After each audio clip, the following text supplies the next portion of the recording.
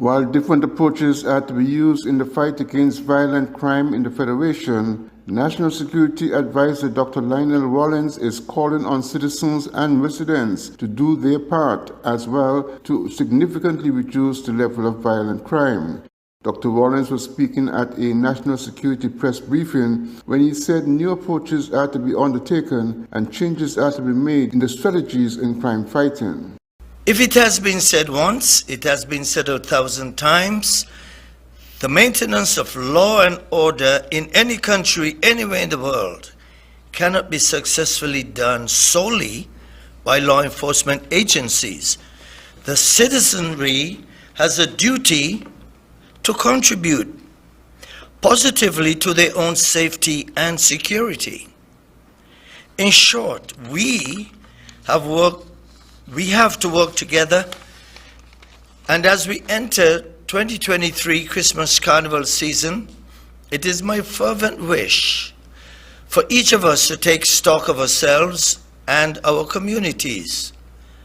I urge you all to choose to actively and positively invest in your own protection. Basically, if you see something, say something. To contribute positively to their own safety and security. In short, we have to work together, and as we enter 2023 Christmas Carnival season, it is my fervent wish for each of us to take stock of ourselves and our communities. I urge you all to choose to actively and positively invest in your own protection. Basically, if you see something, say something. Stand up for justice. Speak out for justice and wrongdoing. Speak up for your neighbor. Speak up for yourself. Speak up because it is the right thing to do. The National Security Advisor said law enforcement on the island are willing and capable, but there is a need for significant support from citizens and residents. Glenn Bart reporting for SKN Newsline. Prime Minister of St. Kitts and Nevis, Dr. Terence Drew, moved two key legislative amendments in the National Assembly on Monday that are critical to the build-out of a robust medicinal cannabis industry in the Federation. The Cannabis Amendment Bill 2023 and the Medical Amendment Bill 2023 both had their second reading in the National Assembly and successfully passed. The Cannabis Act was amended to transfer the responsibility of the Medicinal Cannabis Authority from the Prime Minister to the Minister responsible for Agriculture, and also to increase the membership of the authority. Meanwhile, the Medical Act was amended essentially to change the classification of cannabis from a poison. The Prime Minister said the legislative amendments will help to ensure that the medicinal cannabis industry is rolled out in a proper and sustainable manner. And in a short order, it will become accessible to all. And where we will be? We will be left as consumers and not producers. We can't make that mistake again. We should not make that mistake again. That is why I say we need our master growers. And that is why we are forming the authority and having so many people added. Why are we doing that? Because the government alone does not have all of the requisite knowledge that would be required to develop this industry. The private people, our citizens, should be involved. And the authority will also be responsible to make sure that it educates the people of St. Kitts and Nevis. So you have to make sure that this is established so that when they put the entire framework together, that we can see that education has to be a fundamental part of it as well. And that is why we want to widen it, include people from both St. Kitts and Nevis, different experts, including those who can teach us how to educate people properly when it comes to this, Madam Speaker. So that is why this bill is so critically important. Because again, if I go back to the other bill where we're making the amendment, we want to expand the board so that the board can be of such composition to include those who can really look at all the different aspects, including the education of our people. Opposition leader Mark Brantley, while supporting the amendments, pointed to areas of concern to the legislation. Madam Deputy Speaker, is that the youngsters will sit down on 4th Street and sit down in Charlestown and Main Street and just build a spliff and smoke a spliff right there. I've said it in this house before that an elderly lady, a businesswoman, reached out to me and said She said she can't even keep the windows open anymore because fellas outside the window smoking. The poor lady getting high on the inside from secondhand smoke. So we have to determine, and in some respects, I feel that maybe the Parliament has not kept pace with the public. That the appetite in the public for smoking, for consuming this plant has outstripped our own efforts in the Parliament. And so, again, I don't want it to be seen that I'm detracting, but I feel that we need a far more comprehensive approach. And we need to make a determination as to where St. Kitts and Nevis is going to be. Where are we going to be in 2025 on this issue? Where are we going to be? And if we're going to free it up, as I said, we need to know. The AG needs to see and look and see what will be the implications for the banking sector. When the man come and try to open an account at National Bank and they ask him, where's your income coming from? He said, ganja farmer. What is that going to mean? When if we generate hundreds of millions, as we are hearing, and that money starts to flow into our banking sector, what are the correspondent banks based in New York going to say? Prime Minister Drew added that this initiative has the potential to create hundreds of well-paying jobs, marking a significant triumph.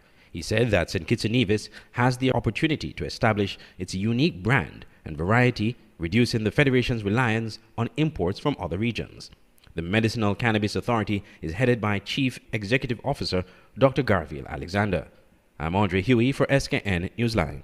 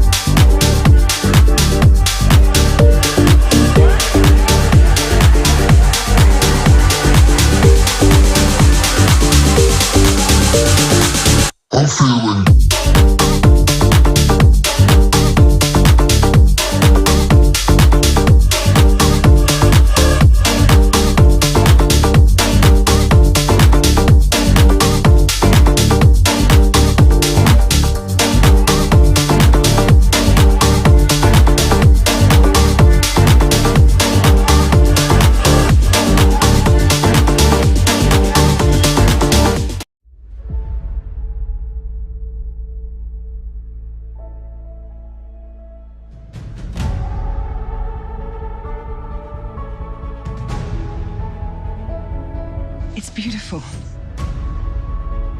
He took one look at you and the angels started singing. Another wonderful day.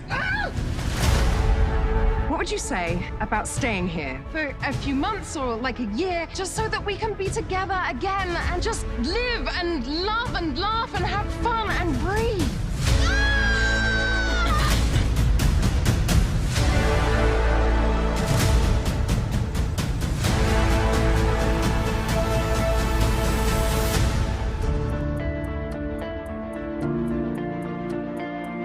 Why are you hiding out on a little Caribbean island, singing in a beach bar?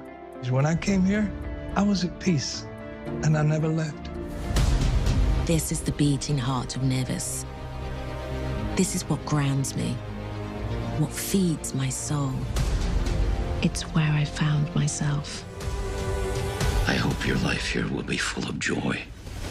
Love this island, my son. She will give you more than you can imagine.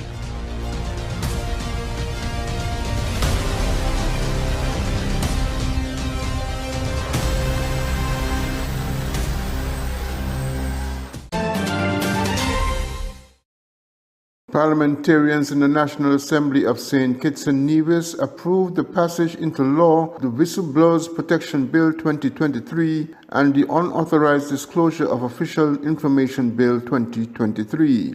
The bills were introduced by Attorney General Garth Wilkin and were debated for several hours. According to the Attorney General, the Whistleblowers Protection legislation would encourage persons to disclose acts of corruption in the public interest. The Whistleblower Protection Bill seeks to establish a robust legal framework that encourages individuals to disclose information about acts of corruption in the public interest. Recognizing the invaluable role public servant whistleblowers play in safeguarding the interests of our Federation, the bill aims to extend legal immunity to these individuals in employment-related legal proceedings or sanctions. The provisions of the Whistleblower Protection Bill are designed to cover a wide spectrum of disclosures, ranging from criminal offenses to threats to health and safety, environmental risks, and acts of corruption. It sets out specific entities to which whistleblowers can disclose information, ensuring that the process is guided by the principles of accountability and transparency. Crucially, Madam Speaker, the bill delineates protected disclosures related to national security, allowing for a specialized procedure when matters involving the national security, defense, international relations, or environment of St. Kitts and Nevis are at stake. The unauthorized disclosure of official information legislation seeks to protect government from the unauthorized disclosure of certain types of information, as explained by the Attorney General. So, Madam Speaker, at its core, the Unauthorized Disclosure of Official Information Bill 2023 endeavors to bridge a legislative gap by establishing criminal offenses for the unauthorized disclosure of defined damaging and confidential information. We have drawn inspiration from the UK Official Secrets Act 1989, and this bill integrates the above-mentioned privilege matters contained in the Freedom of Information Act. That's why I say it's a sister act. So as we advance with the comprehensive legal reforms and good governance, including the 5 fundamental and interlinking legislative pillars to sustain the good governance institutional infrastructure in St. Kitts and Nevis, we recognize the need for a legal fortification against unauthorized disclosures of confidential, sensitive, or privileged information. Critical sections of the bill, Madam Speaker, namely sections 3 to 11, criminalize unauthorized disclosures of information related to matters of national security, international relations, crime and special investigation powers, other unauthorized disclosures, information resulting from unauthorized disclosures, or entrusted in confidence, and information entrusted in confidence to other states or international organizations. In Section 8, the other unauthorized disclosures involve information within the boundaries set by the Freedom of Information Act. I want to make that clear. This act works as a sister to the Freedom of Information Act. It includes confidential government communications, prejudicial commercial communications, matters related to health and safety, information about sustainable development, and more. This section fortifies the protection of sensitive information, ensuring the government's ability to operate effectively without compromising its duties to the public. The Freedom of Information legislation, however, allows the public to access non-sensitive government information through approved channels. Glenn Bart reporting for SK Newsline. 13 nationals of St. Kitts and Nevis were invested with the 2023 National Honours Awards for their exceptional contribution to the development of the Federation at the investiture ceremony held by Her Excellency the Governor-General, Dame Marcella Liebert, on Tuesday, November 21st at Government House.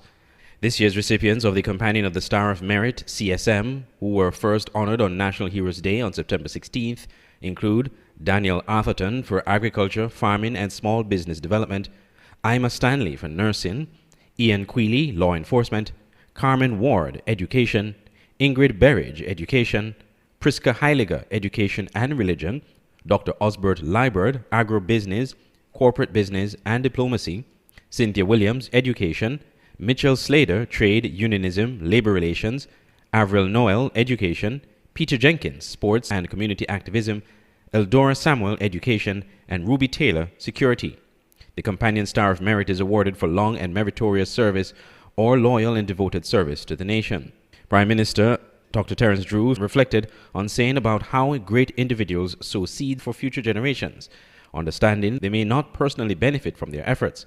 He emphasized this trait in the award recipients calling for a standing ovation to appreciate their contributions. They know from the beginning they will never enjoy it, but they would have left it for those who would come after. And our recipients represent this story exceptionally well, and therefore I want all of us to stand and really shower on them our appreciation for their contribution.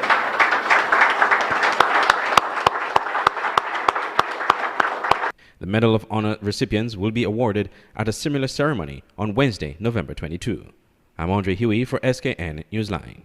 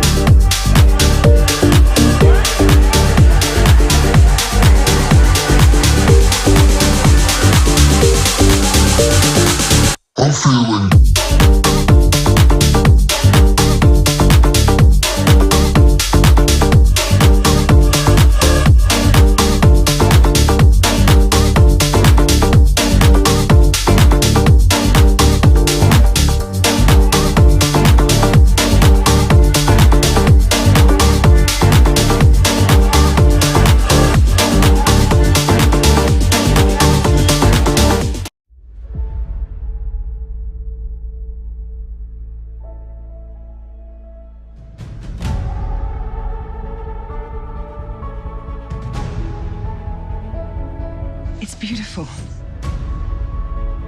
He took one look at you and the angels started singing. Another wonderful day. What would you say about staying here for a few months or like a year, just so that we can be together again and just live and love and laugh and have fun and breathe?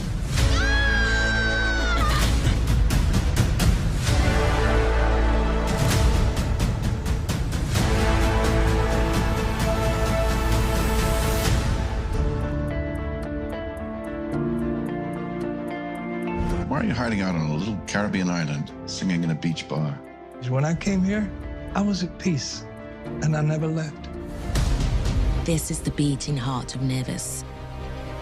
This is what grounds me, what feeds my soul. It's where I found myself. I hope your life here will be full of joy. Love this island, my son. She will give you more than you can imagine.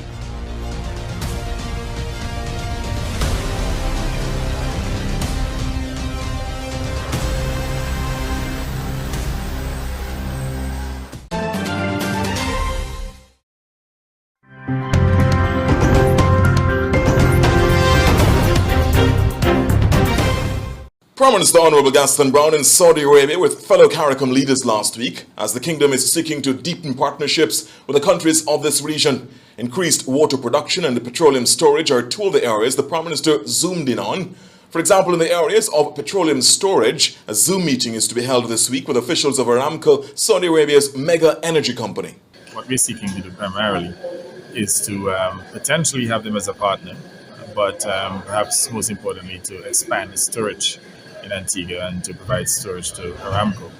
I know already they're doing business in other countries within the hemisphere, and I believe that we can attract business from them and to further expand our petroleum storage facilities, petroleum storage business, which is a significant earner for Kurdistan.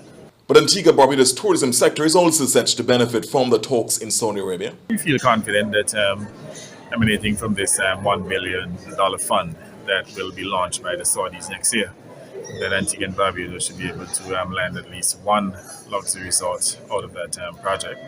We also met another investment group here, and we've invited them to come on a fact-finding mission. They too are looking at the possibility of building out a luxury property in Antigua and Barbuda. So prospects for Antigua is great. I mean, already we're growing the country's economy by an average of about 8.5–9%. And as I said before, I think that trajectory will continue. And by expanding the economy, government's revenues will improve, we'll be able to take care of obligations, there'll be more employment opportunities. And I think overall, what we're seeking here is a form of resilient prosperity in which we can provide good living standards to the people of Antigua and Barbuda. However, bringing the two regions closer together depends to a large extent on people-to-people exchanges and the ease of travel. This is the charter flight on which Antigua and Barbuda and several other CARICOM delegations traveled to Saudi Arabia. The Boeing 777 from Saudia, the kingdom's flag carrier, completed the flight from Barbados to Saudi Arabia in roughly 13 hours. I asked the Prime Minister about the prospects of commercial flights between the Gulf state and the countries of CARICOM.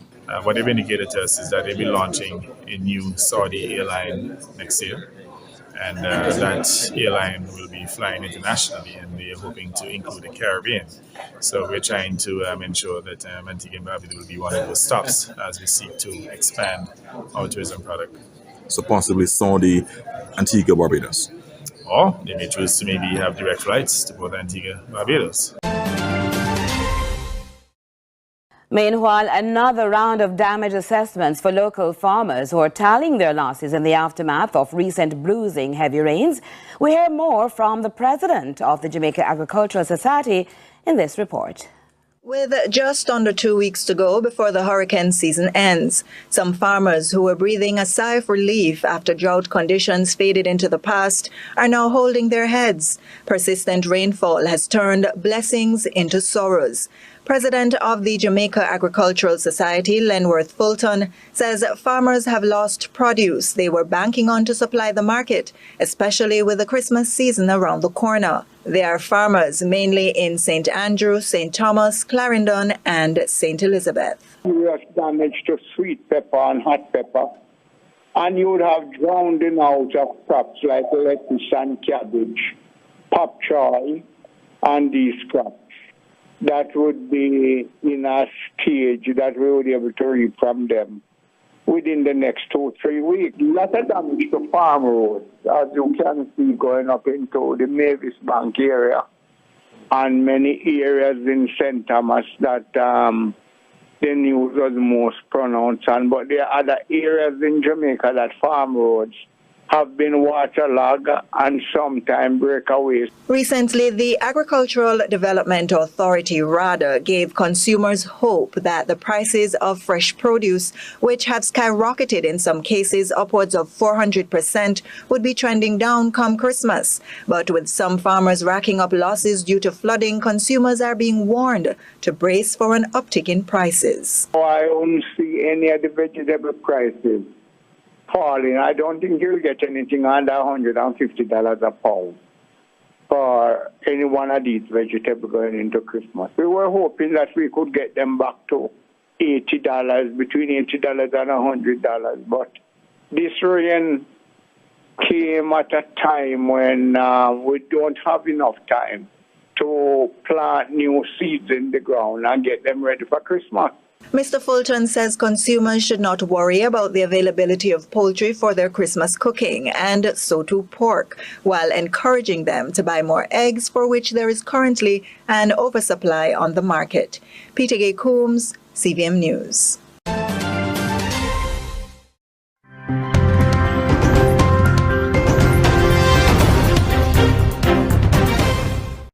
Windows which had a view of Gaza's largest refugee camp overlook perhaps its largest graveyard.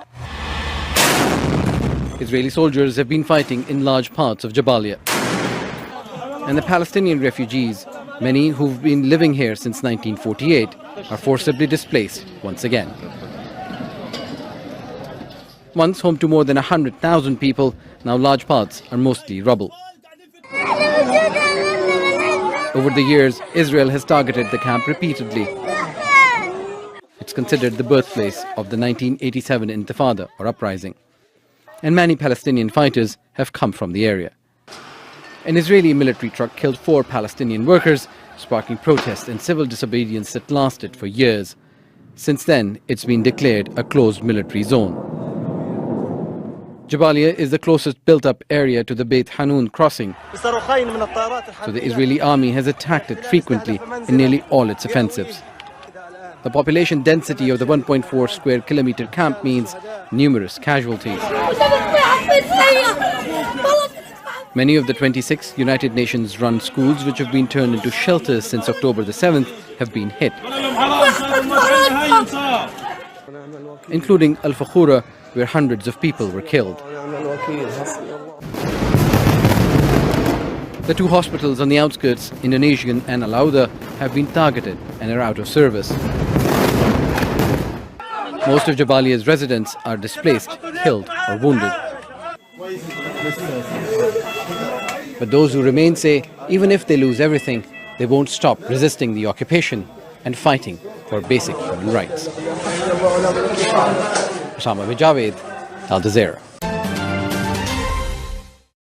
And we're remembering former First Lady Rosalind Carter, who died yesterday at age 96 for some of her most meaningful work. Here's Andrea Mitchell. There are so many ways to remember Rosalind Carter, a trailblazer redefining the role of First Lady. Her legendary partnership with Jimmy Carter, serving humanity around the world and at home. But perhaps her greatest legacy is her work as the first great champion of mental health care in America. It is widely recognized that the mental health system in our country is in a crisis. This is heartbreaking to me. Her advocacy began when people approached her on the campaign trail to confide their struggles with mental health. I was able to see some of the things that are going on in the country, see some of the needs, see some good things too, but so many needs. She served on Georgia's first commission on mental health, then a presidential one, boldly fighting the stigma surrounding mental health treatment when it was still in the shadows, especially in politics. I can't imagine that we would have made the progress we have made, both in the legislature, in the court of public opinion, even in financing, if it were not for Mrs. Carter.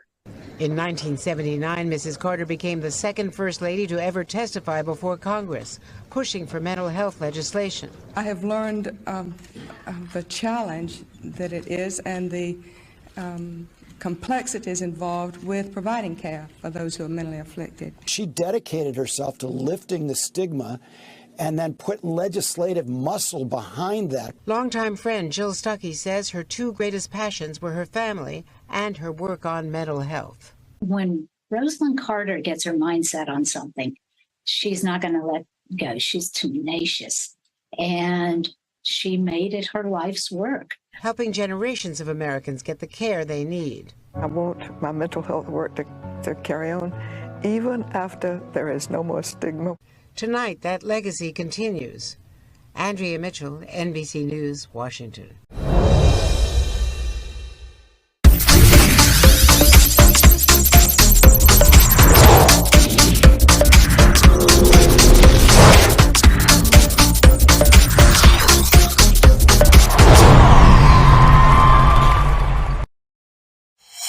Well, it's what we've been waiting for. Boxing making its grand return with a full card at the Graydon Seeley Secondary School. The lightweight division getting things underway. This is Jazari Narayan Mears of National Gym in the red trunks versus Jamie Davis of Fighting Fit Gym. Just for clarity, in amateur boxing, points are awarded by the judges based on the number of clean punches that land on the opponent. A clean punch defined as landing on the front or side of the opponent's head or body with force and without the assistance of the ropes. A good defense will also earn you some points. Well, let's get into it then. Mears with the aggression early on, paying dividends, landing a couple blows to the head and body of Davis. That was the first round. In the second, Mears turned up the pressure, sending Davis backpedaling towards the ropes. This time the referee intervening with the standing 8 count. And after Davis showed signs of recovery, Mears up the dosage, the left and then the right on the chin. In the end then, Mears coming away with the victory. On to the welterweight bout between Kevon Ford in the red trunks of National Gym and Ian Pera of UMAA Gym. Pera had the straight jab on speed dial. Ford forced the bob and weave, avoids the right hand. But the real catalyst for Pera's early success was proximity, denying Ford the space to land any clean punches. And by round 3, Ford looked frustrated. In the final analysis, the decision going in favor of Pera over Ford.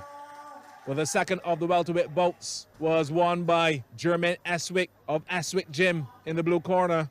and he got past Cameron Gibson of National Gym in red. Both look evenly matched across 2 rounds, especially when going for the headshots. Techniques went through the window as Eswick used his hand speed to force Gibson to defend. Gibson, well, he eventually ran out of steam as fatigue set in, and Eswick would take the W. On to the next one then, Nathan Walcott of Forehill Gym in the blue trunks versus Kanai Mears of Eswick Gym. And these two provided good entertainment as well. Mears connecting with the left and putting the crowd on notice. Walcott hit back with a few combinations of his own in round 2. Mears overreaching. Who will take round 3? Hooks flying everywhere. Walcott slips, duck and hooks. A bona fide recipe for success. Loving the rivalry so far. In the end though, someone has to win, and the judges awarded the fight to Walcott. Let's skip ahead to the super heavyweight clash.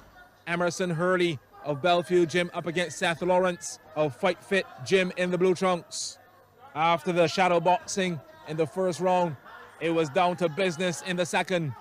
Lawrence pinning Hurley in the corner and using him as a punching bag.